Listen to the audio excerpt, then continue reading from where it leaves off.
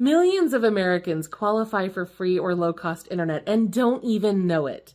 Whether you're a senior on a fixed income or a busy parent stretching every penny, this video is for you. If you're paying more than $20 or $30 a month for your internet service, you really need to stick around because we're going to talk about all of the ways that you can get help with your internet bill. I'm Nicole from Low Income Relief, and for more than 10 years now, I've been helping low-income Americans make the most of their budgets. We've recently updated our guide to free and low-cost internet services, and today I'm excited to share all of the options that we've found to help you stay connected without breaking the bank. So, with that said, let's dive into the options that are available to you. I'm going to start this list with the discounted plans that start at around $30 a month, and then we're going to work our way down to the completely free options. Don't worry, there are only 8 of those discounts between you and the freebies. I'm beginning with the low-cost plans first, though, because they're often the easiest to qualify for. And let's be honest, saving money is always a win. The free options are fantastic, and there are several of them, but they can be a little bit trickier to navigate and a little more difficult to qualify for, and I didn't want to overwhelm you with programs that might not seem relevant at first. So stick with me as we count down this list, because no matter what your budget is, there is a solution here for you. And yes, there are several ways to get internet access without paying anything at all. So here we go. The most expensive plan that we're going to talk about today is Cox Connect Assist, which costs $30 a month. Now, I know $30 might seem high compared to the other plans we're going to talk about today, but hear me out. This is still an incredible deal, especially for low-income households, because the eligibility requirements are extremely generous. To qualify, you just need to receive help from a qualifying government program, and their list is insanely long. If you get help from SNAP, TANF, LIHEAP, WIC, National School Lunch Program, Head Start, Section 8, Veterans Pensions, SSI, Medicaid, public housing, or certain tribal programs, you may be eligible for this internet discount. It's a pretty generous eligibility list, which is why I wanted to include it right away for you. Now, for that $30, you'll get download speeds of up to 100 megabits per second. That's more than enough for browsing, streaming, or even video calls. There is a data limit, but it's 1.25 terabytes per month, which is huge. That's way more data than most households will need. Cox Connect Assist is available in 19 states. So if you're in an area where Cox provides internet service, this could be a great option for you. You can apply online at cox.com. And remember, this is just the start of our list. We've got one more $30 plan to talk about, and then we'll start moving down toward those free options. So next up is access from AT&T. Depending on where you live, this plan will cost you either $15 a month or $30 a month. And the reason is the price is based on the maximum available speeds for your area. That's why there's a range and not just a flat rate.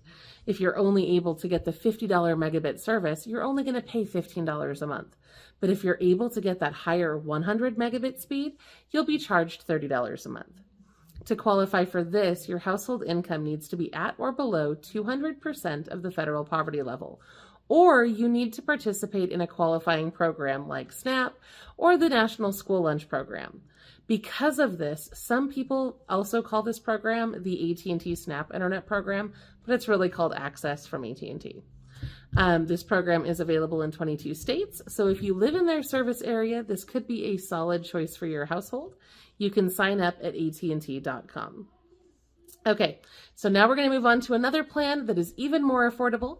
It's called Internet First by Astound, and it offers an impressive 150 megabits per second for just $19.95 per month. This is a great option because their eligibility is also very generous.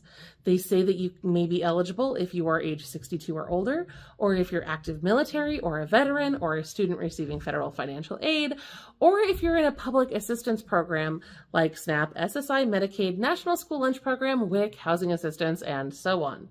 It's not clear how big their service area is, though, but if you do live in their service area, this is a huge opportunity to save a lot of money on your internet bills. You can sign up or get more details at internetfirst.com. And if $20 still feels out of reach, don't worry. There are even cheaper options ahead. So let's keep going. We've got a couple in the $15 range and then one at $10, and then we'll get into those freebies. So next up is Mediacom Extreme Connect, which offers internet for as low as $14.99 per month. This plan offers speeds of up to 100 megabits per second with no contracts, deposits, or installation fees. You may qualify if you live in a Mediacom service area, if you do not have an outstanding balance with them, and you participate in a program like SNAP, Medicaid, WIC, SSI, or free school meals. Interestingly, if you have a child who qualifies for free or reduced price school lunch, they will even waive the modem rental fee for you as well, which helps you save even more money. You can apply online for this program and find all of their details on their website at MediacomCable.com. Okay, so the next one is Optimum Advantage, which offers internet for just $14.99 again. Unfortunately, their website was a little weird. It wasn't super helpful. I wasn't able to find a lot of really specific eligibility requirements for this one. But if you're interested and you know you're in an Optimum service area, you can visit their website at optimumadvantageinternet.com for more details and to see if you qualify.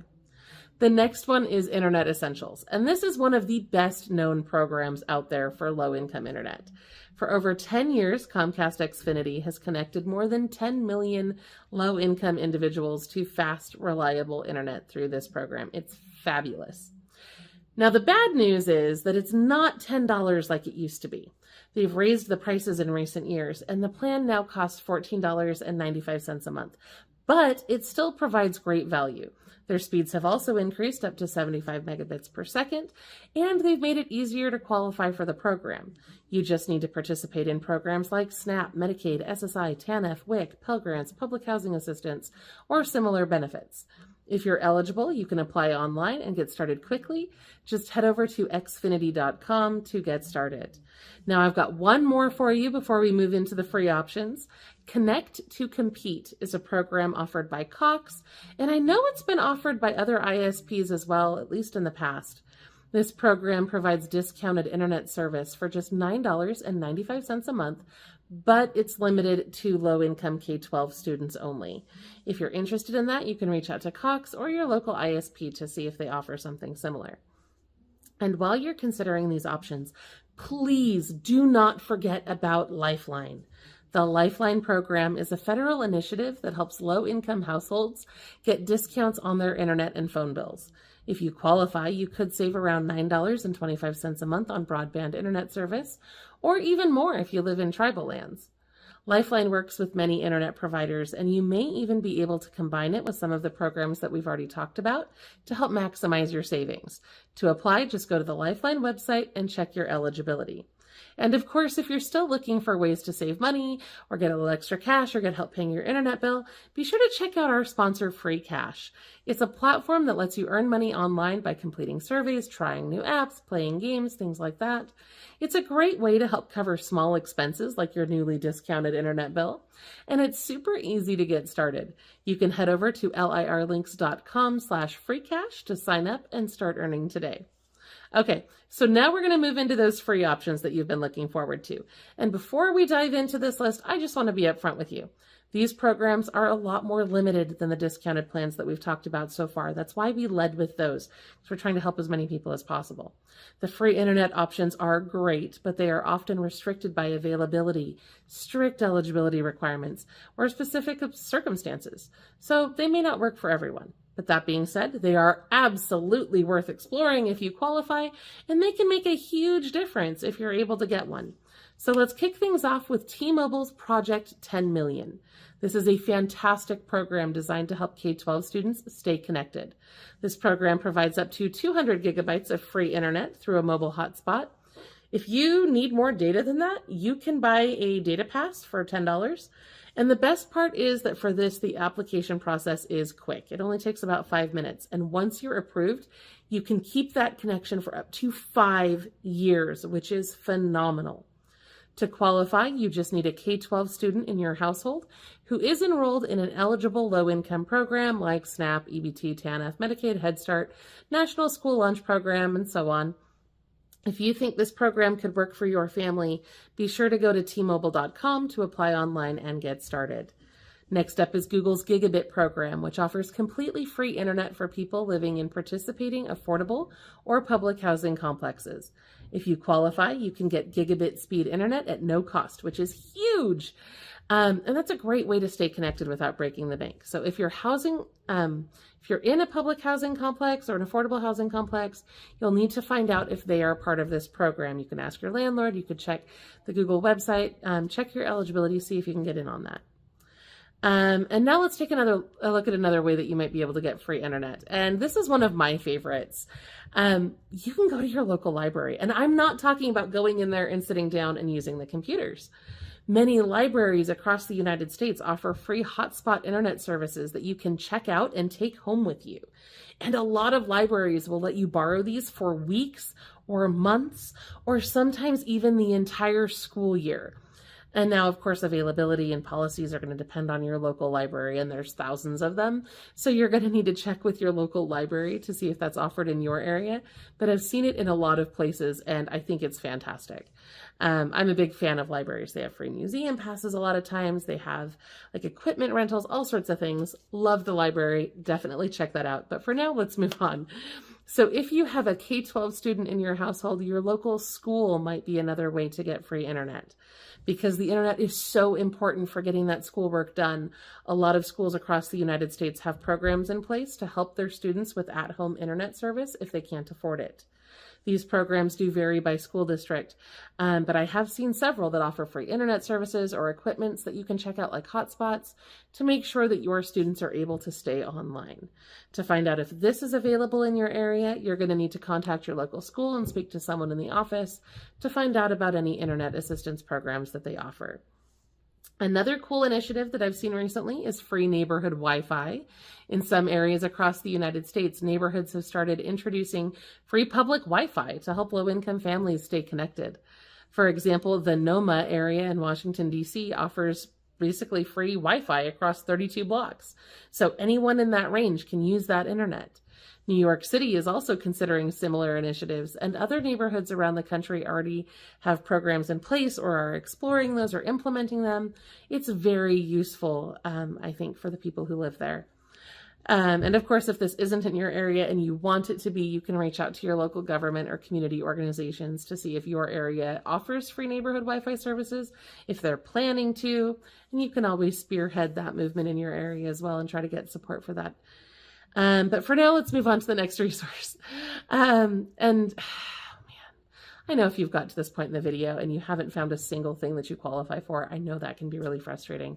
I've been reading a lot of your comments lately, and we're working on restructuring our videos so that we're more helpful to the majority of people, because I know sometimes we get kind of stuck on those local resources. And I'm sorry. I'm sorry if that's been a frustration to you, and if you haven't found anything in this video that's been useful to you.